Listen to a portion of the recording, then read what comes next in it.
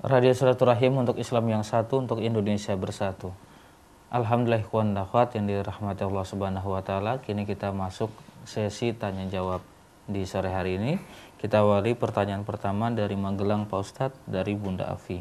Assalamualaikum warahmatullahi wabarakatuh. Waalaikumsalam warahmatullahi wabarakatuh. Baik, Pak Ustadz, banyak orang yang merasa heran bila seorang wanita ditinggal dakwah suaminya dan keyakinan kuat kepada Allah itu yang sulit mereka terima.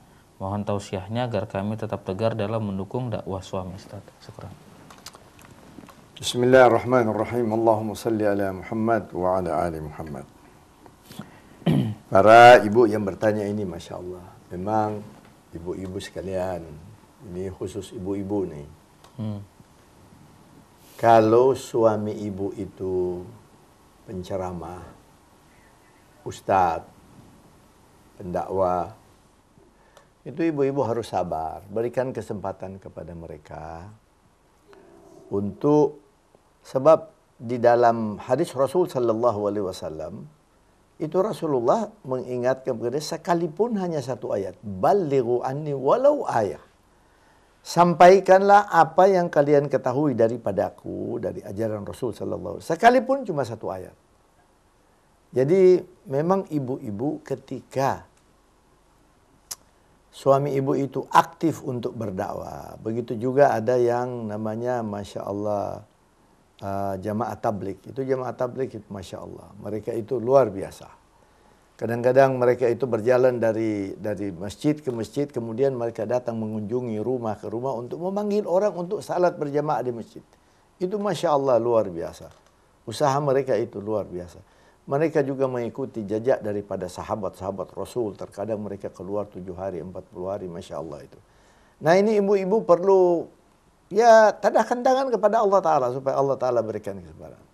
Sekarang timbul pertanyaannya, kalau mereka berdakwah, terus ibu-ibu ini dapat apa di rumah? Fadilah pahala yang Allah Ta'ala berikan kepada suami, Allah berikan sama kepada ibu, tidak dikurangi pahala suami. Karena di zaman Rasul sallallahu alaihi wasallam, kaum perempuan itu pernah mendatangi kepada Rasulullah. Jadi mungkin kalau istilah kita sekarang ini, ya setengah demonstrasi dikit lah, kira-kira begitu. Mereka mengeluh kepada Rasulullah, mengatakan, ya Rasulullah, lelaki itu bersedekah, lelaki itu salat berjamaah di masjid, ya, lelaki itu pergi jihad fisabilillah. Lalu kita ini perempuan dapat apa ya Rasulullah? Kemudian Rasulullah sallallahu alaihi wasallam menjawab kepada mereka, ketika Anda mudahkan, ya, permudah suami Anda itu untuk berangkat ke masjid, salat berjamaah di masjid, ya, berjihad fisabilillah. Justru itu ibu-ibu sekalian di rumah, kalau suami ibu-ibu itu tidak mau bangun waktu subuh, diciprakan air dikit ke mukanya biar dia bangun. Dorong dia untuk salat berjamaah di masjid. Karena yang dia dapat pahalanya, apalagi ketika ibu-ibu sudah menyediakan sarungnya yang bersih atau topnya yang bersih, bajunya bersih, tinggal dia pakai, Masya Allah. Pahala dia jalan dari rumah ke masjid, dia salat berjamaah di masjid, ya, itu sama pahalanya diberikan juga kepada ibu-ibu. Jadi seorang istri ketika suaminya keluar untuk berdakwah, permudahlah perjalanannya. Ikuti dia dengan doa. Ikuti dia dengan senyum yang leluasa untuk dia, sebab dia tahu bahwa istrinya lagi mendoakan perjalanannya dia. Nah, itu tentunya memerlukan kesabaran. Namun para suami juga ketika akan keluar berdakwah, jangan lupakan juga kewajiban untuk istri mereka. Jangan lupakan juga bahwa ada juga saat-saat yang mereka perlu sediakan untuk keluarga mereka yang ada di rumah. Mudah-mudahan insya Allah terjawab. Baik, insya Allah terjawab. Baik.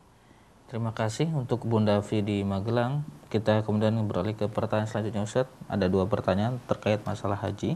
Assalamualaikum warahmatullahi wabarakatuh. Assalamualaikum warahmatullahi wabarakatuh. Saya melihat ada sebagian orang yang tawaf dengan mendorong istrinya agar bisa mencium Hajar Aswad. Mana yang lebih baik, mencium Hajar Aswad ataukah menjauh dari berdesak-desakan dengan lelaki? Yang pertama. Yang kedua, jika orang melaksanakan ibadah haji atau umroh itu hanya mengetahui sedikit doa, bolehkah dia membaca buku-buku doa dalam tawaf, sa'i, dan ibadah-ibadah lainnya? Bismillahirrahmanirrahim. Pertanyaan yang pertama. ketika kita tawaf dan kondisi tidak memungkinkan, mencium Hajar al-Aswad itu, kalau kita tidak mencium Hajar al-Aswad tidak membatalkan haji kita, tidak membatalkan umrah kita. Kalau keadaan tidak memungkinkan, jangan kita paksakan keadaan, apalagi perempuan. Nah, itu subhanallah, ketika kita berdesak-desakan di tempat yang itu, kita kan memang mencium Hajar al-Aswad, lelaki perempuan itu, Masya Allah. Saya biasanya membawa rombongan umrah. Nah, itu biasanya ibu-ibu suka tanya kepada saya, Pak Ustadz gimana kita mencium? Saya sampaikan kepada ibu-ibu, Bu, kalau keadaan tidak memungkinkan lebih baik kita jangan desak-desakan. Sebab nanti kita desak-desakan dengan lelaki juga kan, artinya di dalam Islam itu tidak disarankan yang demikian. Sekalipun lelaki. Sebab terkadang kalau nanti kita didesak orang, apalagi kena siku orang, nanti tiba-tiba kita marah, kita sikut lagi orangnya. Akhirnya kita akan berbuat baik, kita sudah berbuat sesuatu yang kezaliman kalau kita nyikut orang. Nah, ada baiknya kalau keadaan tidak memungkinkan, dari jauh aja.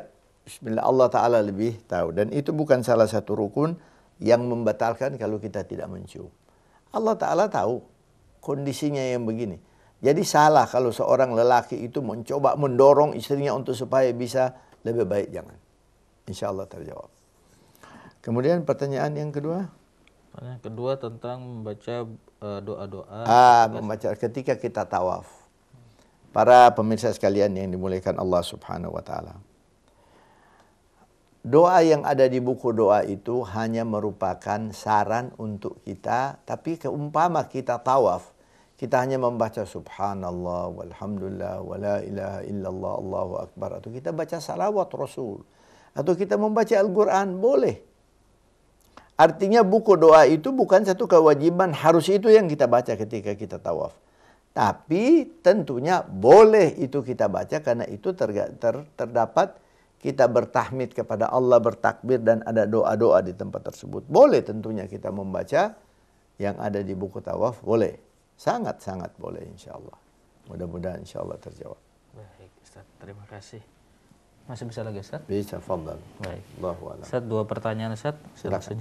Saya jadikan satu dari hamba Allah. Assalamualaikum warahmatullahi wabarakatuh. Ustaz Z, bagaimana cara untuk meningkatkan keimanan? Itu yang pertama. Yang kedua, Pak Ustadz, di daerah saya jika membangun rumah baru pada waktu maghrib dan isya mengundang umat Islam untuk rumahnya diazani. Bagaimana menurut Islam? Bismillah, Allahu Akbar. Allahumma salli ala Muhammad wa ala ali Muhammad. Pertanyaan yang pertama, bagaimana meningkatkan iman? Itu dalam hadis Rasul sallallahu alaihi wasallam dikatakan al-iman yazid wa yungus. Jadi iman itu kadang-kadang dia naik, kadang-kadang dia turun. Kita tentunya ingin supaya iman kita itu selalu naik. Selalu lebih baik. Makin masuk tahun, iman kita makin baik. Jadi ada yang bertanya kepada Rasul sallallahu alaihi wasallam, bagaimana supaya iman ini selalu dia naik? Rasul sallallahu alaihi wasallam menyarankan kepadanya, dekatilah majelis-majelis pengajian. Bergaulah dengan orang-orang yang saleh.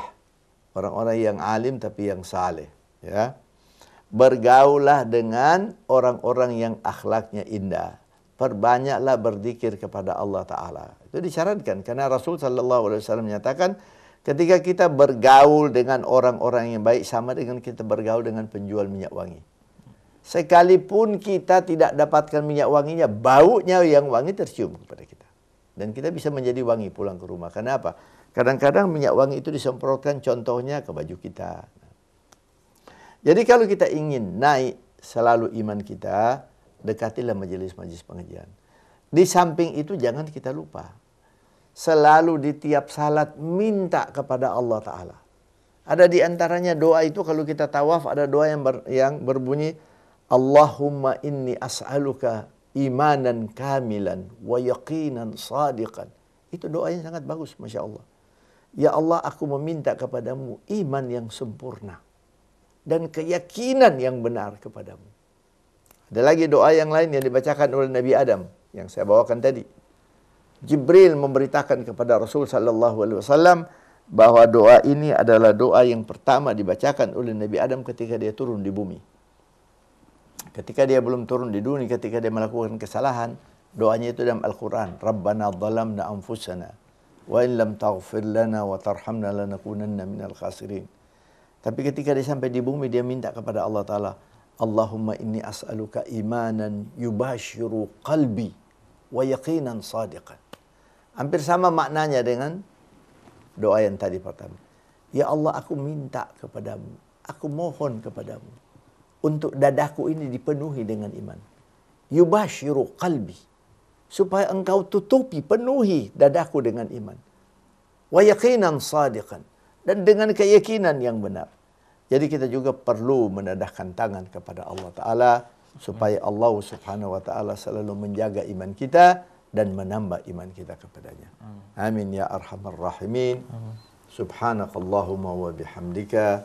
Ashhadu an la ilaha illallah wa anna Muhammadar Rasulullah. Nastaghfiruka wa natubu ilaik. Wassalamualaikum warahmatullahi wabarakatuh. Waalaikumsalam warahmatullahi wabarakatuh. Terima kasih kami ucapkan kepada ikhwan dan akhwat yang sudah memberikan pertanyaan. Namun mohon maaf jika ada pertanyaan ataupun komentar yang belum bisa kami jawab, seperti Ibu Ratna di Tendean, kemudian ada siapa ini, Ibu Dina di Pendawa Jalan Baru. Sekali lagi kami ucapkan terima kasih, mohon maaf atas segala khilaf dan salah. Saya Abi Agus ditemani pejuang dakwah, ada Kang Dedi, kemudian Mas Yusuf Subangkit dibantu Bilal, dan Fajar di Switcher Rasil TV. Kami undur diri. Billahi taufik wal hidayah. Wassalamualaikum warahmatullahi wabarakatuh.